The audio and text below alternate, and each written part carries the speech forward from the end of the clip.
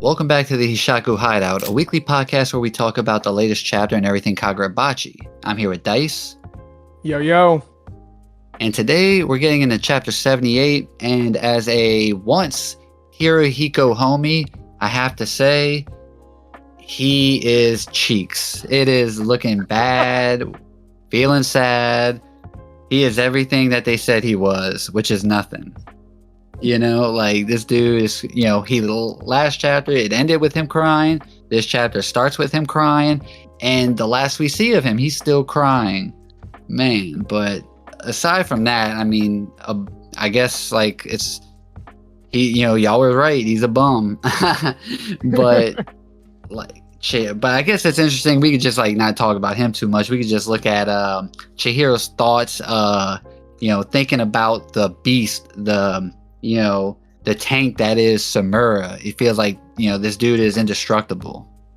Dude, yeah. I mean, it is kind of funny how he, like, even after, like, Yuriko's just, like, going out sorry. It is funny how he literally recognizes, like, first thing is to finish this guy. So, like, even as he's, like, on the ground, like, he's not turning around to face Chihiro. He wants to put him out. Like, and to me, that was...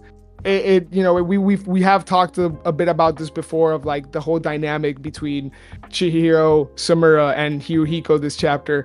So to me, Hirohiko homies are down bad, bro, because Samura was really about to just finish him off right there.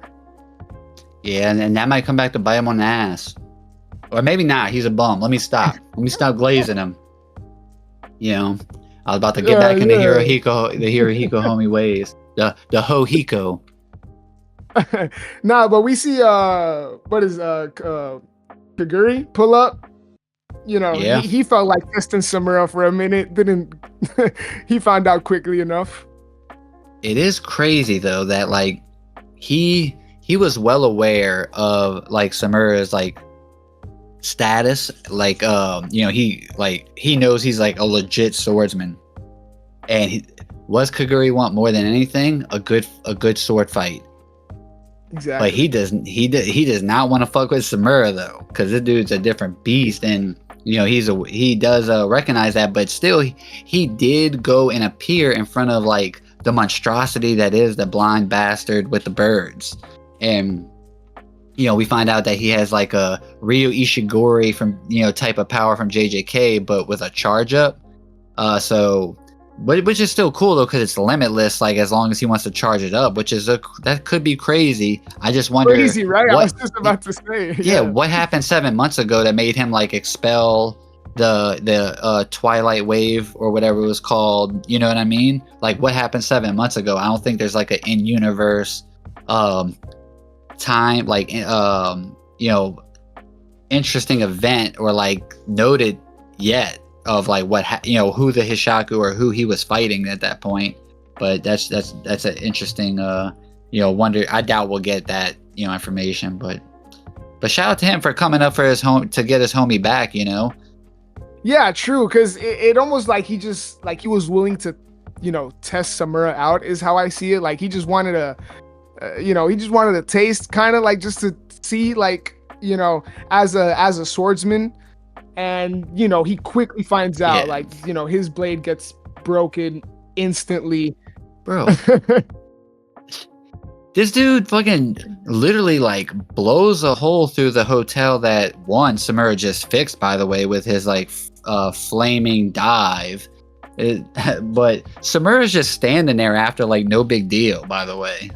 Oh yeah, bro, and like it's like, oh, I guess they're gone. Like the fuck.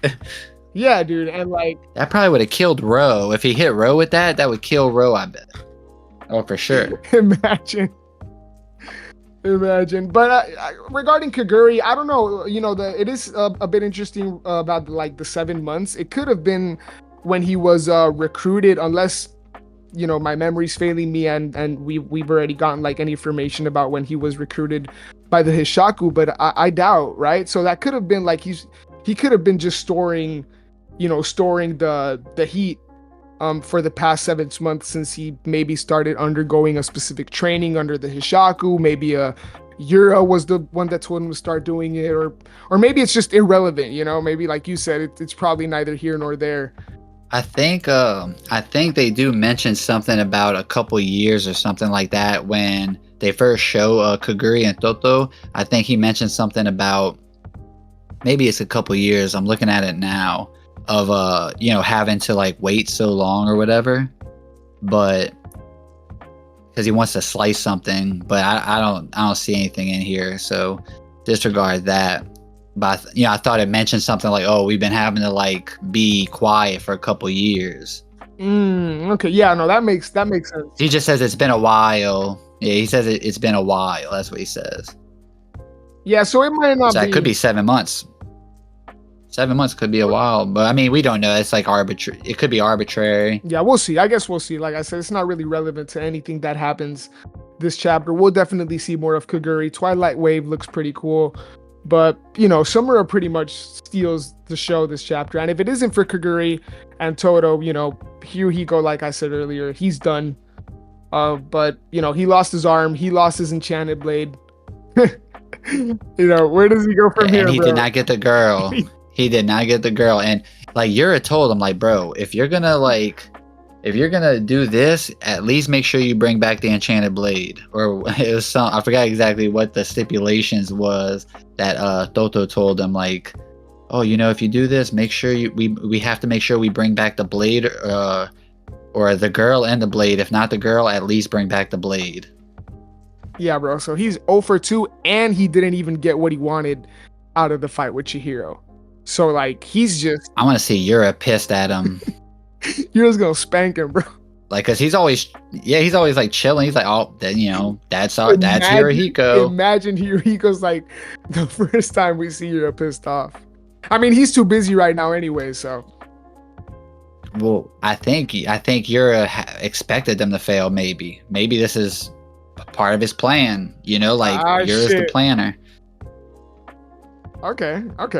But yeah, I mean, we do see Chihiro, like, aside from that, we see Chihiro talking about how crazy Samura is, and there's like unrecorded, things about the war, but even like then, like Samura's advancement from what he knows is like there's been advancement in that time, like after the war. And I have thoughts about that, which I'll talk about at the end when we get in our theory section. But it is like Chihiro does bring up the fact that it shouldn't be able to revive the dead, but he has advanced, so there has to be an explanation for that. He says in theory, but then he talks about there's definitely advancement there that they don't know about. Excuse me, I worded that horribly. No, I get what you're saying though, and this is kind of where, like, and I won't get really too into it because I don't have much to say regarding, but this is, I think, where like the true realm kind of opens the space for us to see really anything when it comes to like these enchanted blades. And like I think with the true realm, we have no indication that this is anything regarding or related to Samura's true realm, right? But because we've already like been told that the true realm exceeds any limitation, theoretical or like literal, or like literally anything that you can perceive as fathomable, right? If the wielder can will it, right, through his through being synchronized with his blade, that can usurp anything that we've ever seen, right? So I this very well could be kind of Samura honing his true realm through the past couple of years, right? And these guys, I think this chapter also kind of cements it, man. Like these, the guys on like Samura, like the master swordsman, like Shiba, like Azami, maybe we'll see a stricter kind of discrepancy in among those. But for now, like previously I had like my doubts whether we would see kind of like the younger guys like the main character Chihiro, like Hirohiko, to a lesser degree Yori, because we just saw her awaken, Hakuri, and even Hiyuki. I always wonder like whether we could ever see them, especially Chihiro, right, like grow to an absolute powerhouse, maybe on the level of these guys. But for some reason, like I'm really starting to get the feeling that might not be the case. And these guys, if they're still growing, like you said, like if Samura is still evolving, still learning, man, there's just no way. Like, we would have to see something crazy from Enten. And I know you got your own theories and whatnot, and he's the main character after all, but these guys are just something else, man. Like, Chihiro himself calls him abnormal. He recognizes that, like, after Hyohiko going all out, like, your body breaks down. Samura isn't even winded, and it's absolutely insane. You think he'd at least be kind of fatigued, right? Or like gasping for air, maybe. So it's just insane. No, it is insane. Yeah, I mean, and he also just got hit by like the Twilight Wave, which one thing Kaguri is like, like I'm not saying he's like Shiba, or Azami or, like Hiyuki, non-enchanted blade wielders, but they're still strong in the universe. But like Kaguri, one, he's a Hishaku. The Hishaku, like, yeah, Toto doesn't seem all that strong, but she's like more of an ability type thing, and we still don't know like what she can do. But Kaguri does feel like like you're left it up to him to train Hirohiko. That's true. I have my short-term memory loss coming in again. I had forgotten about that. And yeah, but like dead ass. So it shows that Kaguri's position in the Hishaku Hideout is like for a fighter. Like you're at least values like his skill in fighting to be able to train Hirohiko, who does have potential. That's all he has, apparently. Maybe he should have took those lessons from Kaguri. But I mean, that has to be a pretty strong blow. I don't think we'll ever get like a way to quantify it. But he just got hit with the Twilight Wave, and he's not even sweating off of that. He's not even, no Suzaku, and like he doesn't even need that shit. He just like gets blasted by that. And like, okay, like what now? He's like, oh, they escaped. And we get to see this conversation between him and Chihiro. And this is like the issue that I think maybe, I'm not sure if you have it, but I have this issue with the fact of the off-screen explanation of the 200,000 casualties. So that would mean that since Chihiro, or most likely that's when he was told, is when he got revived after the temple. So this entire time, he knew Kunishige, that was like the guilt. That's the guilt that everyone's talking about. Like the stain of the swordsman, that it's off screens. Like I even said this, I think like 2 episodes ago, about how that was important for me. Remember, 'cause I think you even asked me if I thought we were going to get that moment. And I was like, I think it's important we get that moment, because I felt like that was going to be the deciding factor on like Chihiro's view of like his father's work, and to see if there's any wavering of, like how he feels about his father, which we know now that there's no wavering. Like he's because we see with Iori, like he values the memories with his father still, and that's with the knowledge of the casualties in the war. And so he knows with his father, like why his father doesn't see himself as a hero. So I just personally want to blame Shiba for that, because he does everything off screen. Off screen king, huh? But no, like it doesn't ruin the story for me, but it did leave a kind of taste in my mouth, man. Like that's important. That was important to me, and now, I do think we're still gonna get it, but it's gonna be in a flashback. Like that's something that I want to happen like in real time. Like I want to see like Chihiro's like decision making, because we already know where Chihiro goes from there. I would like to see as a weekly reader get that Chihiro gets that information, that chapter, and then the chapter ends, and then the theory start, like, oh, how's he gonna go? It's like that weekly experience. Yeah. Oh my god, that's a gay move. But what do you feel about that? Man, this is a tough pill for me to swallow as well, because ultimately I do agree. It is, as much as we even talk about this, you and me bring this up all the time regarding like to temper expectations when it comes to a story. We really enjoy it because we think we see like the writing on the wall. We think we see what's, what things are leading up to. We start looking forward to moments that we don't even know, or we might feel certain are going to take place and then they don't.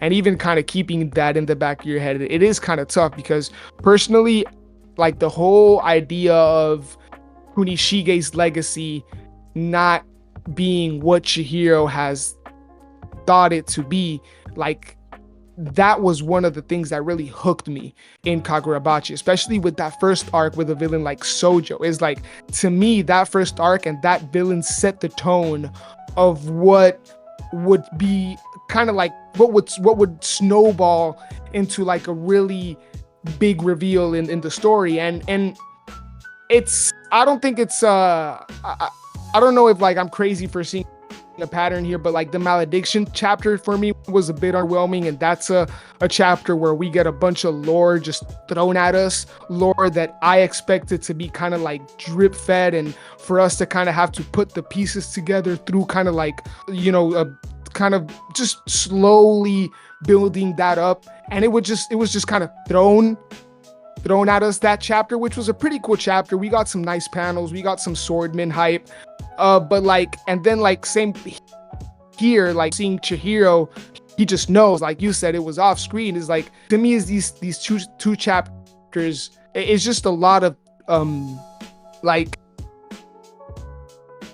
I'm struggling a bit to find the words for it, because to me the whole the whole story of Kagurabachi, I felt like leaned a lot on this whole idea of like the truth about the Seitei War, the truth about why these enchanted blades were created, the truth about how Kunishige felt back then versus how he felt maybe later in life. Like, to me, it was like this big mystery that almost certainly was gonna be, like you said, like just shocking, and I don't know, man. I am kind of just rambling at this point, but it is, like I said, just a tough pill to swallow, because maybe it was my expectations, but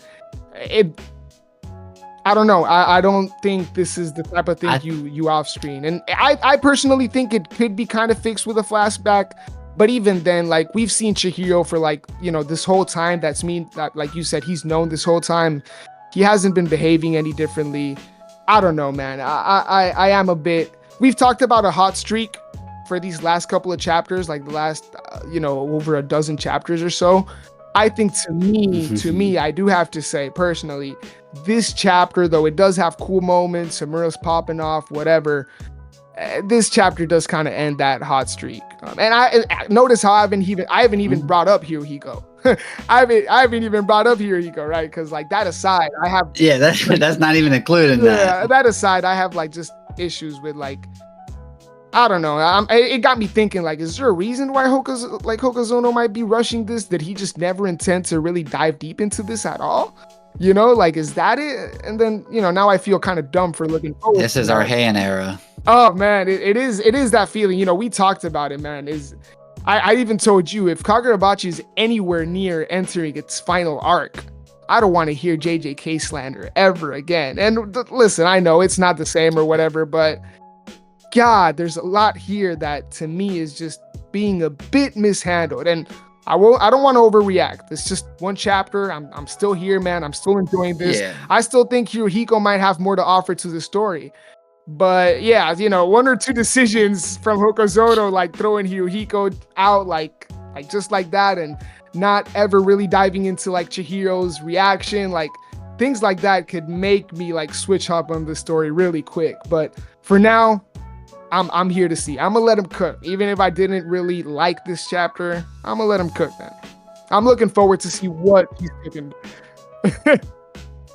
You might be Hirohiko's strongest soldier. You're like, yeah. No, but I mean, for what you're saying, like expectations, like tempering expectations.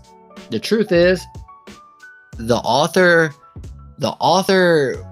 kind of like implants like universal expectations throughout, like in certain stories for like certain things, and it's up to them to like basically play on that to if they introduce something early on, it's either give the story an avenue to that lends itself to be able to not need to like explore that, that original concept, or they go down that road and they do like give in the expectation.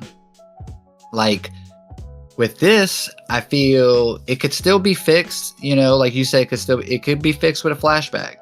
I just personally, as a weekly reader, would have liked to see it in real time in universe.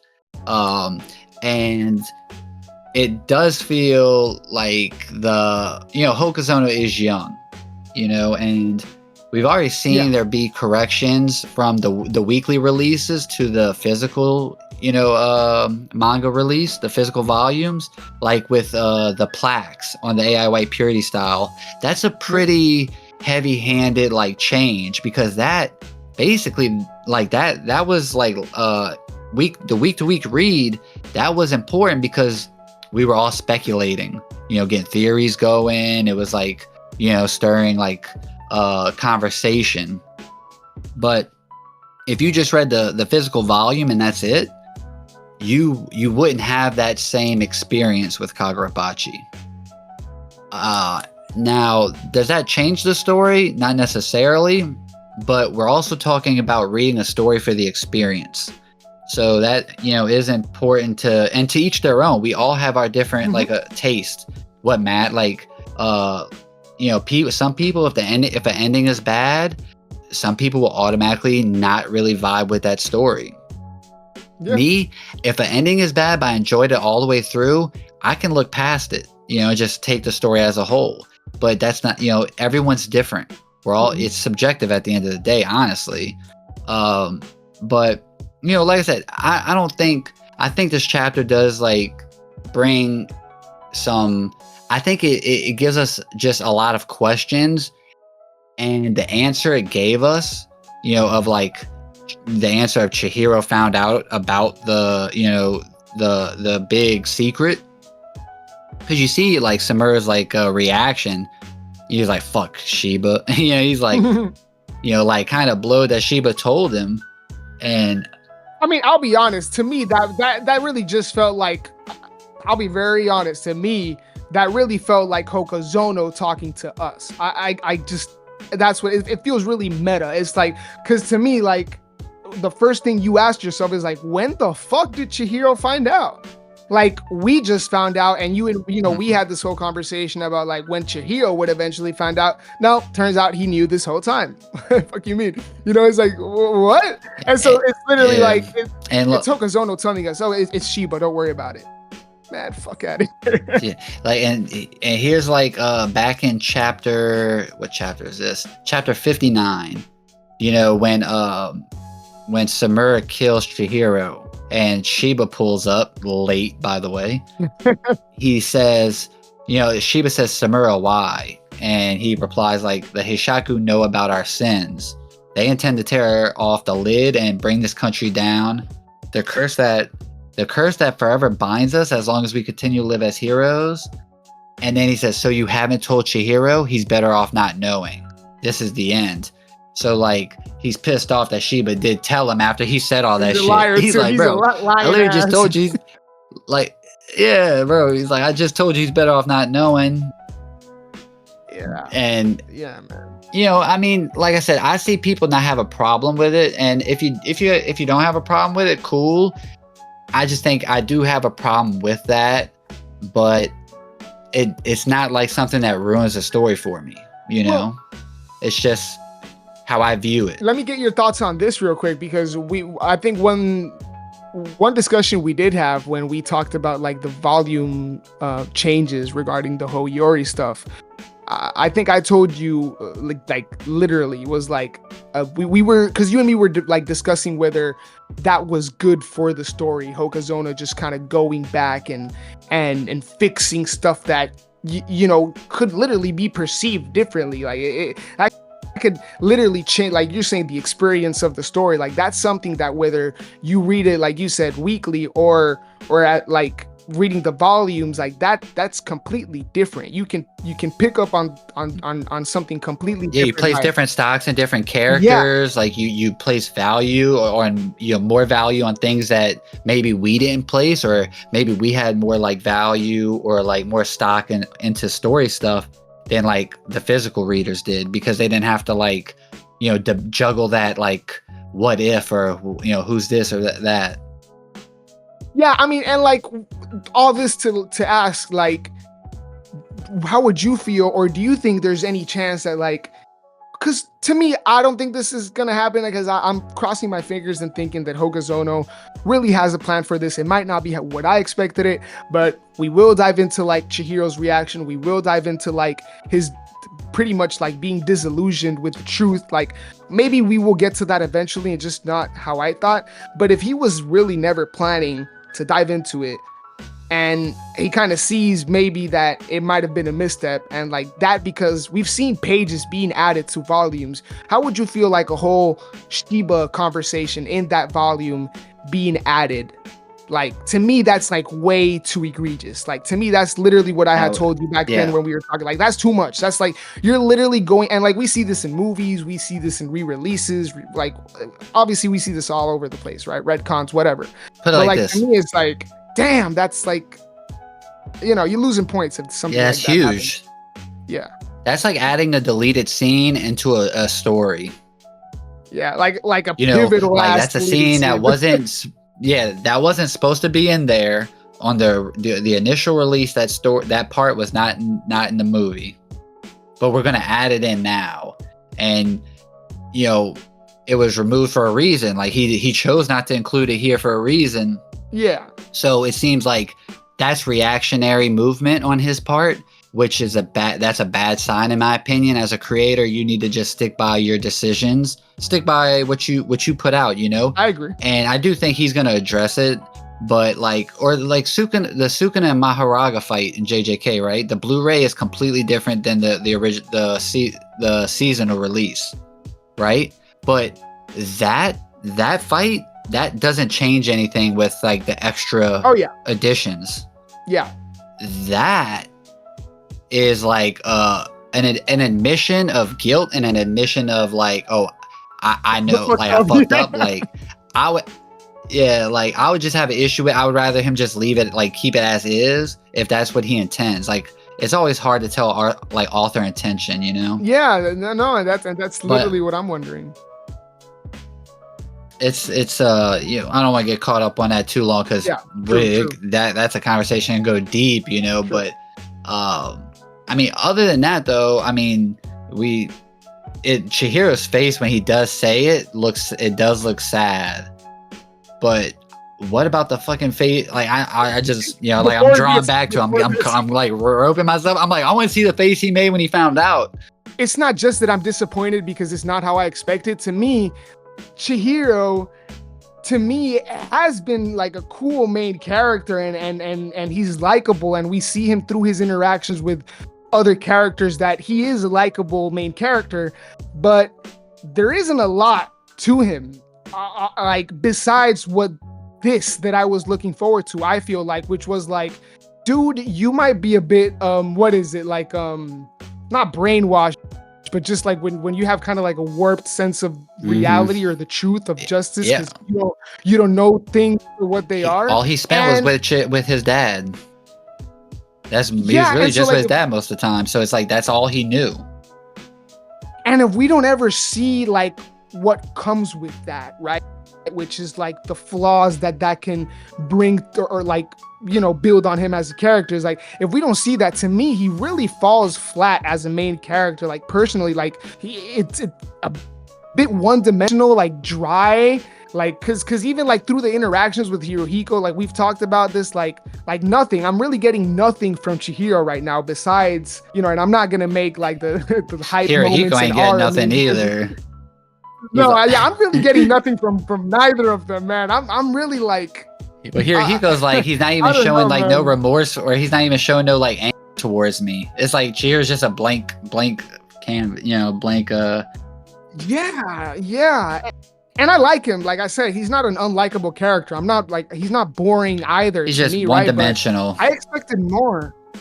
Yeah, and I didn't expect that, and I still don't expect that, honestly. And not to like not to take away from Hokuzono, right? And yeah, we'll see what happens, man. I gotta stop myself from yapping. I apologize. We'll see.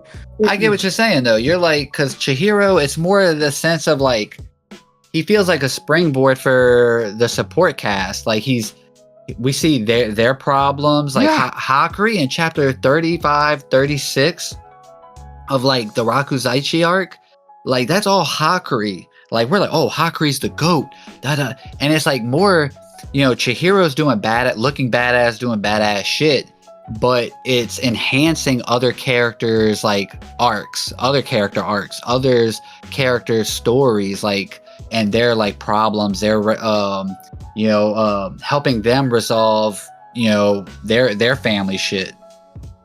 And this not showing a like off-screen explanation felt like that was Chihiro's, it was Chihiro. That felt like, to me anyway, it was going to be Chihiro's turn to have questions. Maybe he does question his father. Like maybe maybe there's a arc where he just, actually, his resolve is shook and he doesn't know if like how he actually feels about the scenario. Like now that he knows everything, but we didn't get that yet. And we now know that he's still on the same path that he once was, even after finding out. So that was taken from us. So that flashback isn't going to give us that. We just got to hope we see enough in the flashback itself that it like does all of that. Like it fixes itself instead of seeing it happen as like week to week. Like we just see it all at once, which is hard to do. I can't like imagine that kind of chapter being so dense, but you never know. I mean, he's making Hokuzono in one regard is kind of like Gege in the sense that he's creating a very, very fun and engaging week to week experience. Like you don't know what's going to happen. Sometimes he subverts expectations. Sometimes he goes with the obvious choice. But, this is something that I felt like, as a main character, you want to see the ups and downs of their character arc. You don't want to just see them like, like Jin Woo, right? Solo level. He's just up and up and up and up and up. Yeah. That's what I was thinking. I literally thought of Jin Woo. And, but like I said, and anyone that disagrees with us, that's cool. You can disagree. We can have a conversation in the comments. We're not saying that we hate the story. We both numerous times said we enjoy. We're just acknowledging the fact that these are things to be wary of, and it's okay to do that. I think like the Kagurabachi fan base made it kind of like not okay to criticize Hokuzono for a bit. But we're now getting deeper into the story where we need to start seeing the things being paid off, promises being kept, or coming through on those promises. So, and no creator is perfect. There's not a single mangaka or writer, artist out there that doesn't, that 100% completes everyone's checklist. You know what I mean? Yeah, man, for sure. I mean, you want to move to Kamunabi stuff? Yeah. We can leave this behind, honestly, because it's really, we'll see where we go from here. I still think Hokuzono is gonna deliver. It might not be, like I said, what we expect, but I do need more from Chihiro. Like you said, we are entering to a point of the story where he can't just be this like blank slate, like unreactionary, just super determined, unwavering, like never, like just, which is cool to see, right? But like personally, I would like more from that character, because you brought up something interesting that during the Rakuzaichi, like you're right, like Hakuri was definitely like the center focus, and to me he stole the show narratively. But how like Chihiro bounced off him, like how they bounced off each other, I even like bring this up in my Rakuzaichi arc video, is like to me was really special, because we see Chihiro growing off Hakuri's growth, because he's still learning from Hakuri, and we haven't seen anywhere like we haven't seen anything along those lines in this arc to me. Like, so yeah, I just don't think we got anything kind of close to what we saw from him in the Rakuzaichi. Like, to me, we haven't gone anywhere near that level of like development from him in this arc. Like, we saw some cool stuff through his interaction with Yori, and like he's motivated to kind of give her, you know, an opportunity. And, you know, now with hindsight, we know that, you know, kind of recontextualize that he already knew about the malediction in trying to do all that. But himself as a character, we just like, yeah, we know he's a nice guy. Like, you know, like this is all we really seen from him this arc. So, yeah, I don't know. I'm a bit disappointed, man, but I'm still here. I'm excited to be proven wrong. Maybe, you know. You know, this is something like with Hakuri. With Hakuri, it felt like Chihiro is witnessing a father-son dynamic that's completely foreign to him, right? Made him appreciate his father even more. And, you know, because he even says his family's like crazy or something at one point. And he even confronts Kiora about, you know, being, you know, and that's when Kiora says, you measure me by, you know, basically you're measuring me at the wrong, like with the wrong, ooh, like, yeah. Which was such a fire line. And he's like, I'm the head of the Sazanami. Yeah, bro. I'm the head of the... So fucking hard. Yeah. And now we see him with Iori with the new information that he has. And it's kind of like, you know, I don't know. Because I have a bunch of like thoughts running through my head. And some thoughts that like I could speak on, but there's also that doubt that like maybe it's not that big of a deal on that this one part or this, that, or the other. But, you know, either way, you know, we've been on that long enough. You know, we do see that he says he's gonna. Yeah, too long. No, you're good. No, because I mean, that's the big. I mean, the title of this video most likely will be, you know, something that, you know, we have a problem with this, and because we might be the only ones. Yeah, I'm curious to see what other people think genuinely. So, guys, sound off in the comments if you think we're crazy. Let us know. I mean, that very well may be the case, but we cut back to Tokyo though. Okay. Finally, Yura's like, so shall we fight now? Yes. I want to see Yura go crazy. I hope we get to see Yura like go against Azami, 101, just straight duking it. Oh my god, that would be fire. And but yeah, well, we'll finally see him in the same room if that happens. I know some people theorize they might be the same dude. Yeah, I mean, I guess it can't be the same dude anymore. You know, because they're invading, and we see the. Oh, true, yeah. But he could still be the traitor, though. You know, he could meet up with them and like backstab Hiyuki or something, or Shiba. Because that would be crazy. Yeah. And we see this crazy. Like a little oracle like dude that's floating on his magical carpet. And, you know, he's like I thought, and I brought this up to you, one of the things we did talk about before recording, is this guy is like the perfect person to be like the rat, you know? Because if he's connected to the entire HQ, he might have ears in every building. You know, maybe it's not to that extent. Maybe he just is, you know, monitors the barrier. We're not sure, you know, who knows? But like we see him like just bring this like little speaker box up into those are like the leaders, and he's just like putting a speaker, you know, summoning a speaker box in their room like no problem, you know, and speaking. So he has like some control over HQ in a sense of like surveillance. And you know, so like if he's the one leaking information, it'd be like he's like, you know, pretty obvious, and his design is like pretty unique, you know.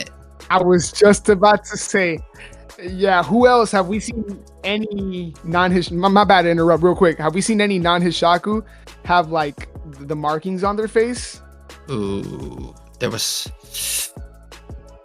somebody that I'm trying to think that had I don't know. That's a good question. think on it. I didn't mean to throw you off, but yeah, go ahead. Oh, I no, didn't mean you're to throw you good. off, but to your credit, I thought the same Yeah, because thing.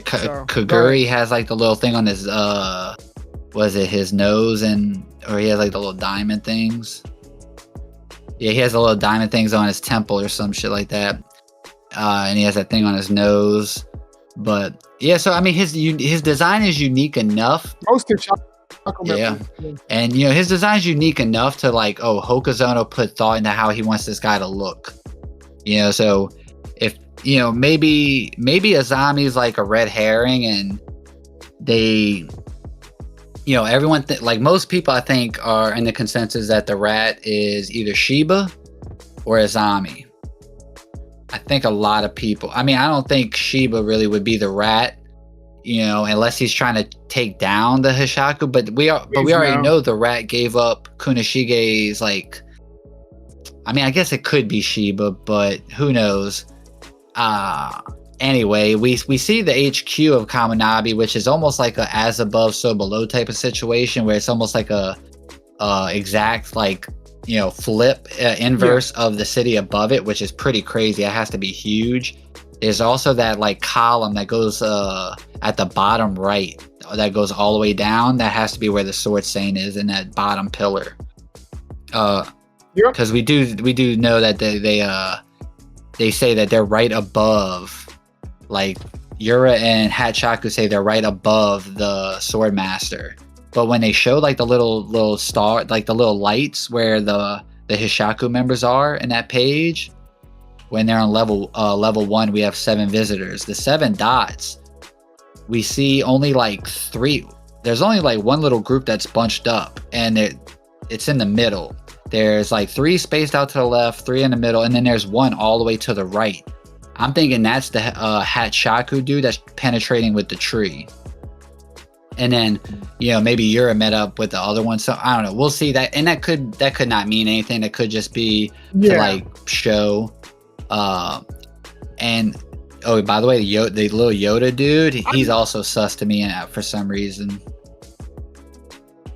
He was there for the tree, for signing the tree too. No, but I think you're onto something in regards to who's where and with who. I think almost certainly that's kind of, we're going to see in the following chapters, who's in regards to the Hishaku, how they're kind of teaming up for this operation. And it's most definitely going to line up with what we're seeing in that panel you're referencing. I would think, right? And, I don't, this could have been the move, this could have, like, maybe Yura expected them to fail. And like maybe that's the Hishaku's weakest force is at the hotel, but the Yoda dude, none of them are sweating, like Yura don't ever sweat. Maybe Hokuzono just makes some cool motherfuckers that don't be tripping, but even Yoda dude's like, oh, if they don't have an enchanted blade, they're not about to do anything. But what if it's the pinnacle of sorcery, Shiba, that's the traitor? He could be the flip.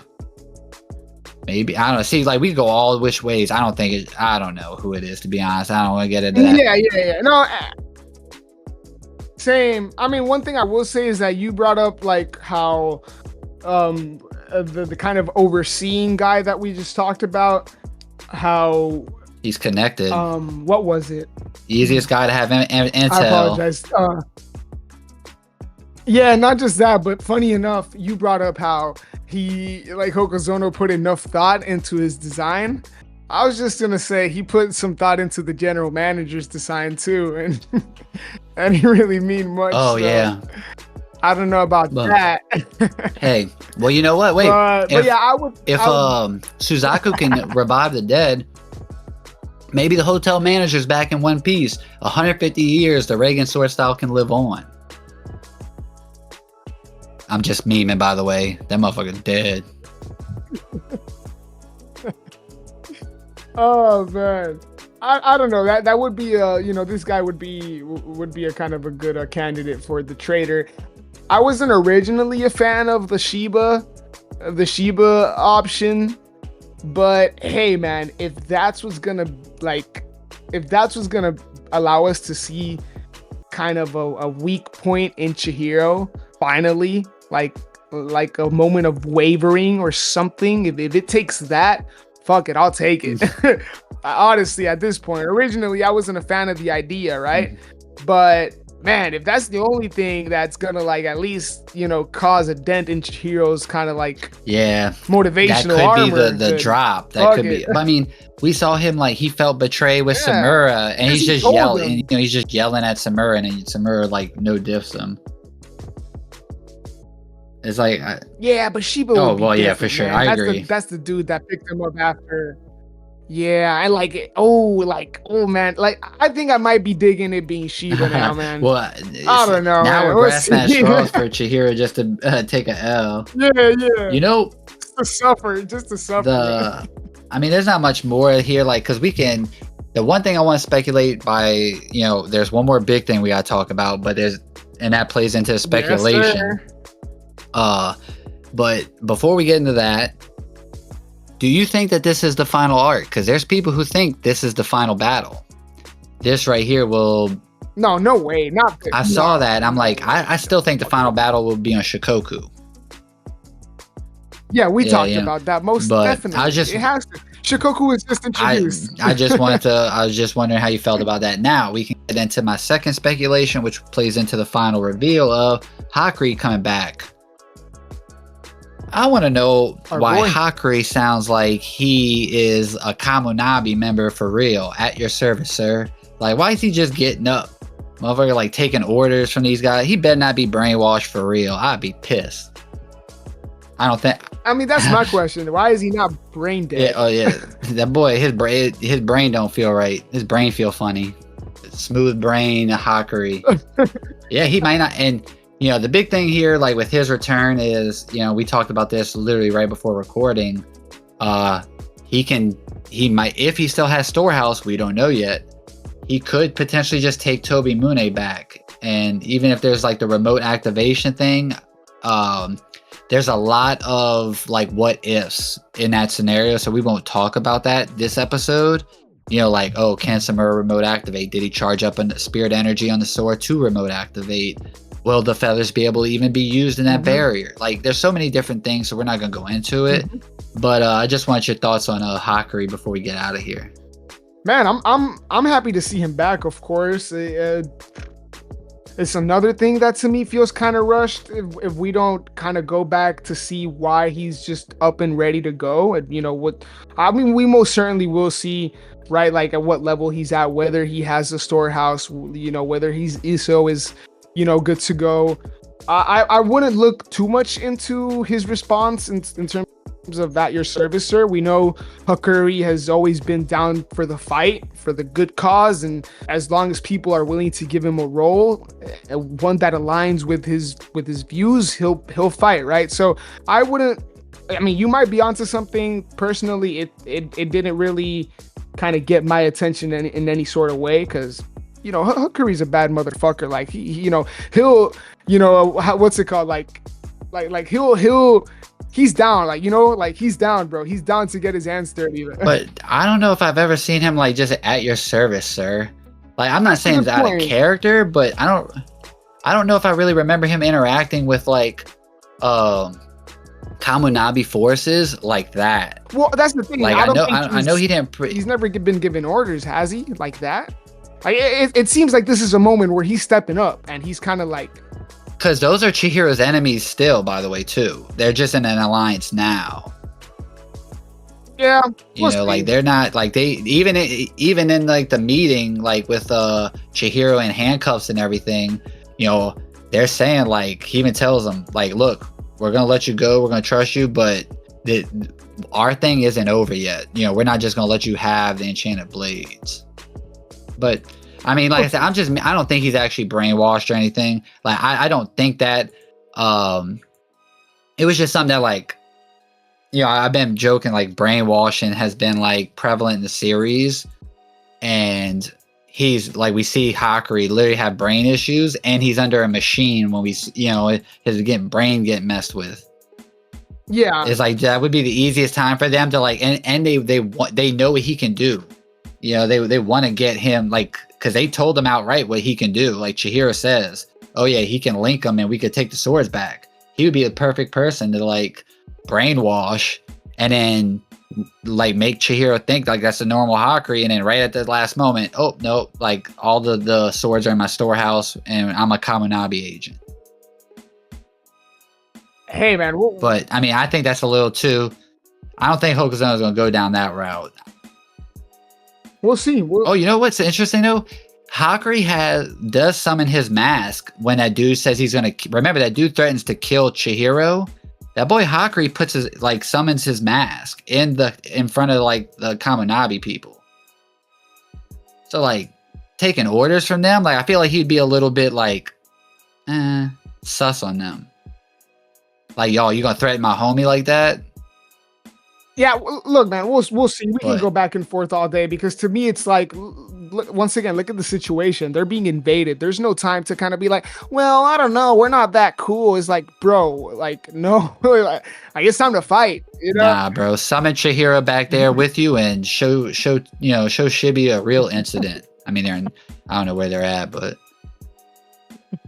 no, I know what you mean. And like, it's funny. I'm over here arguing for that reason, but I don't even believe it myself. No. I just don't want people to think I'm crazy for saying Hakuri could be like brainwashed. You might be onto something where like the Kamunabi could have tampered with his brain, because to me, like, as it's as notable the fact that he's good to go. Like last time we heard of him, this is kind of reminding me a bit of like Nobara, where like last thing we heard is like they was practically brain dead in a coma. Like, yeah, it was left open that they could come back. I think Shiba said, my bad, not to cut you off. I think Shiba says like, when he off screens, like a big old conversation right before that. But when Chihiro wakes up from being dead, they say that like he's awake but can't speak or something like that. I forget exactly what.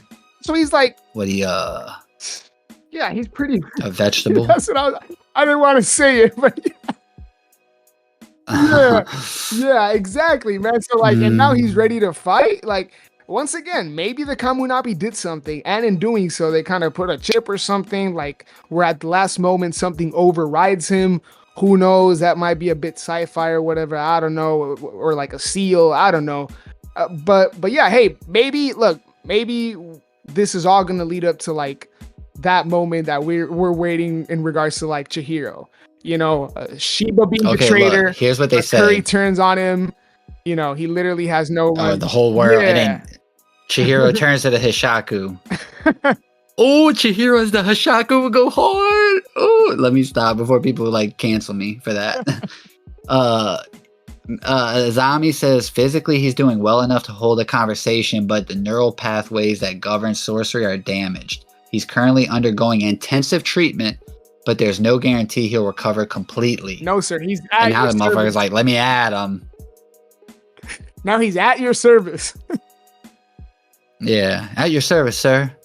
Like a good soldier. We'll see, man. We'll see. This can all get like fleshed out in the next couple of chapters, and in the next month we might be sitting here like, holy shit, Kagurabachi's cooking, whatever. Like, we'll see. I'm happy to see Azami back as well. Side note. I want to see him in action. Yeah.